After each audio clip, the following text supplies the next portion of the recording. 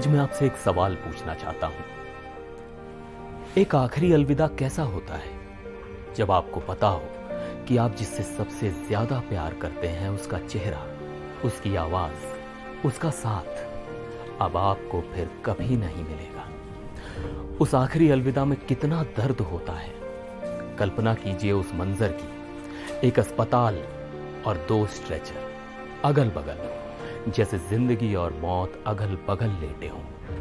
एक स्ट्रेचर पर लेटी थी संदीप कौर, एक पत्नी, एक टीचर, जिनका शरीर कई जगह से टूट चुका था, लेकिन उससे कहीं ज्यादा उनका दिल और आत्मा टूट चुकी थी।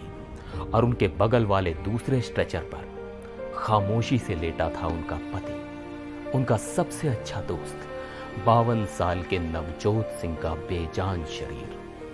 रिश्तेदार दीवार से टिके सिसकियां भर रहे थे। हर कोई अपने आंसू रोकने की नाकाम कोशिश कर रहा था। उस दर्द, उस बेबसी के आलम में घायल संदीप ने अपनी सारी हिम्मत जुटाई। उन्होंने कांपते हुए अपना हाथ आगे बढ़ाया और अपने पति के ठंडे पड़ चुके खून से सने चेहरे को जिंदगी में आखिरी बार छुआ। वो एक स्पर्श, सिर्फ एक स्पर्श नहीं था, वो एक पत्नी का अपने पति को आखिरी सलाम था। वो एक दोस्त का अपने दोस्त को आखिरी अलविदा था। उस एक स्पर्श में हजारों शिकायतें थीं कि क्यों छोड़ गए। उस एक स्पर्श में लाखों यादें थीं जो अब बस यादें बनकर रह जाएंगी। वो स्पर्श कह रहा था कि हमारा साथ बस यहीं तक था। नमस्कार, मैं हूं सिद्धार्थ प्रकाश। ये दिल दहला देने वाला मंजर, ये कलेजा चीर देने वाला अलविदा एक खुशनुमा, हंसते खेलते रविवार का अंजाम था। एक ऐसा रविवार जो सुबह गुरुद्वारे की अरदास से शुरू हुआ था, दोपहर में पसंदीदा डोसे की खुशबू से महका था और शाम ढलते ढलते मातम में बदल गया।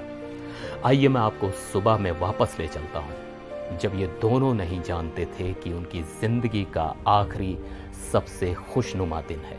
ये कहानी है 52 साल के नवजोत सिंह, जो वित्त मंत्रालय में डिप्टी सेक्रेटरी थे, और उनकी पत्नी संदीप कौर की। रविवार की सुबह दोनों अपनी बाइक पर निकले। पहले बंगला साहिब गुरुद्वारे में मत्था टेका, फिर आर के पुरम के कर्नाटक भवन में साथ लंच किया। सब कुछ कितना आम, कितना प्यारा था। घर लौटते वक्त दिल्ली कैंट मेट्रो स्टेशन के पास एक तेज रफ्तार BMW ने उनकी बाइक को पीछे से उड़ा दिया। एक पल में सब बिखर गया। सड़क पर खून था, टूटे सपने थे और एक पत्नी की चीखें थीं जो अपने बेहोश पति को देख रही थी। BMW चला रही थी गगनप्रीत नाम की एक महिला। गगनप्रीत ने दोनों को एक वैन में डाला और अस्पताल ले जाने लगी। लेकिन यहीं से कहानी में एक ऐसा मोड़ आता है जो इंसानियत पर से आपका भरोसा उठा देगा। घायल संदीप कौर दर्द से तड़पते हुए बार बार उससे भीख मांगती रहीं, प्लीज पास के किसी अस्पताल ले चलो, मेरे पति की हालत बहुत खराब है, एक एक मिनट कीमती है। लेकिन गगनप्रीत ने उनकी एक ना सुनी।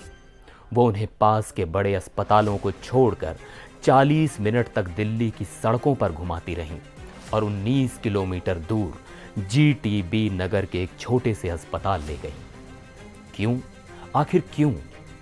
एक तड़पते हुए इंसान को पास के अस्पताल ले जाने की जगह 19 किलोमीटर दूर क्यों ले जाया गया? जवाब सुनकर आपके पैरों तले जमीन खिसक जाएगी। पुलिस के मुताबिक जिस अस्पताल में वो ले गई वो उसी के पिता का है।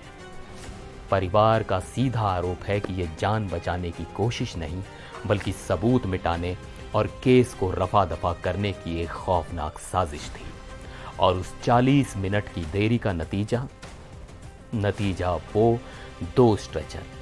नतीजा था नवजोत सिंह की उखड़ चुकी सांसें, और नतीजा था एक पत्नी का अपने पति को वो आखिरी बेबस स्पर्श।